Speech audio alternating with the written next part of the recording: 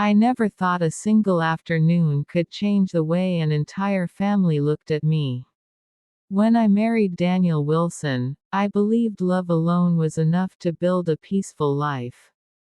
Daniel was kind, hardworking, and patient in ways that made me feel safe. What I didn't fully understand back then was that marriage doesn't just connect two people. It connects histories, wounds, and unspoken expectations. And at the center of those expectations stood my father-in-law, Robert Wilson. Robert was not an unkind man, but he was distant. He carried himself with a seriousness that made people straighten their backs without realizing it. Years ago, he lost his wife, Margaret, to illness, and from that day on, his world shrank to one responsibility: raising his son. Daniel often told me how his father worked double shifts, skipped social gatherings, and gave up any personal comfort to make sure Daniel never lacked anything.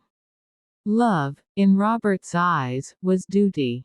When I entered their family, I sensed Robert watching me carefully. He was polite, but reserved.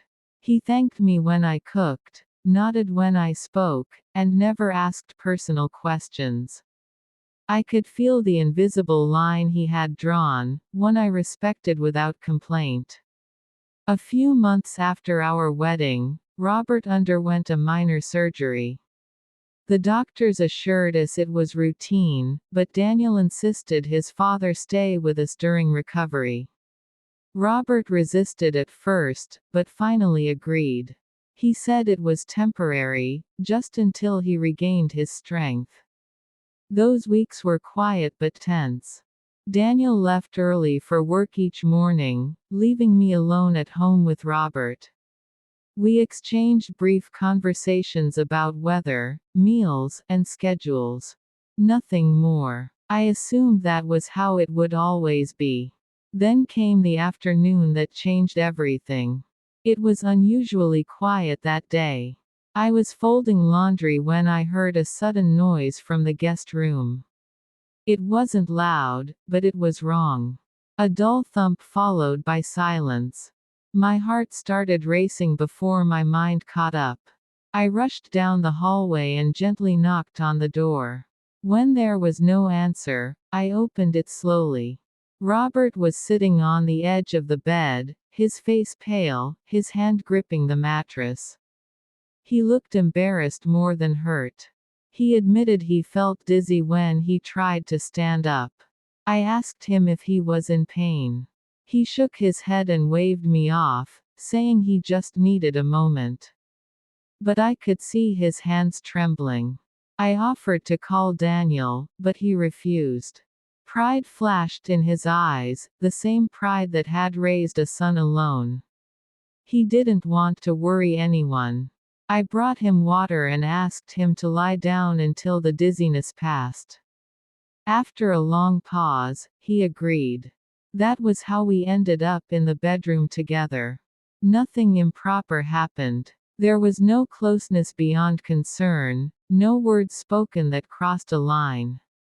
I sat on a chair near the bed, keeping my distance, watching his breathing return to normal. But something unexpected happened next. Robert began to talk. At first, his words were slow and careful, as if he wasn't used to being heard. He spoke about his surgery, how it made him feel older than he wanted to admit. Then he spoke about loneliness, about how quiet his house felt after Daniel moved out. He admitted that coming to stay with us made him feel like a burden, even though no one had treated him that way. I listened, surprised by his openness. This was the first time he had spoken to me as more than a formality. He talked about Margaret, about how strong she had been, how her absence left a silence that never truly disappeared. He confessed that sometimes he worried Daniel would make the same mistakes he did, giving everything to responsibility and nothing to himself. I didn't offer advice. I didn't interrupt. I simply listened. In that moment, I realized that Robert wasn't cold. He was afraid. Afraid of weakness. Afraid of losing control. Afraid of becoming someone who needed help. Time passed quietly. I didn't notice how long we had been there until I heard the front door open. Daniel had come home early. I heard his footsteps slow as he approached the hallway. When he reached the guest room and saw the door open, he stopped. I turned and saw the look on his face, confusion first, then concern, and then something else I never wanted to see directed at me. Suspicion. The room felt heavy. Daniel didn't speak right away. Neither did I. Before I could explain, Robert pushed himself up on the bed and spoke firmly. He told Daniel everything. About the dizziness. About how I had helped him. About the conversation we had shared. His voice was steady, protective. Daniel's expression changed instantly. Relief replaced doubt, followed by guilt. He apologized to both of us, but especially to me. Later, he admitted that the situation had startled him, and his mind had briefly gone to places it shouldn't have. That night, after dinner, Robert asked to speak to me alone in the living room. Daniel waited in the kitchen, unsure. Robert thanked me. He said he had misjudged me. He admitted that he had built walls not because of who I was, but because of his own fears. He said I had shown him kindness when he least expected it, and dignity when he felt vulnerable. From that day forward, everything changed. Robert no longer avoided conversation. He asked about my day, my family, my thoughts. He began joining us for evening walks. Sometimes, he even laughed, something Daniel hadn't heard in years. The misunderstanding that could have destroyed trust instead became the moment that built it. Weeks later, Robert returned to his own home, fully recovered. But he visited often. Not out of obligation, but because he wanted to.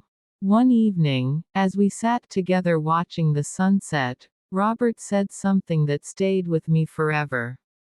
He said that family isn't just about blood or roles. It's about showing up for each other with honesty and respect. That bedroom never held a secret. It held a turning point. A reminder that truth matters more than assumptions, and compassion matters more than fear. Sometimes, what looks wrong from the outside is actually the moment everything begins to heal.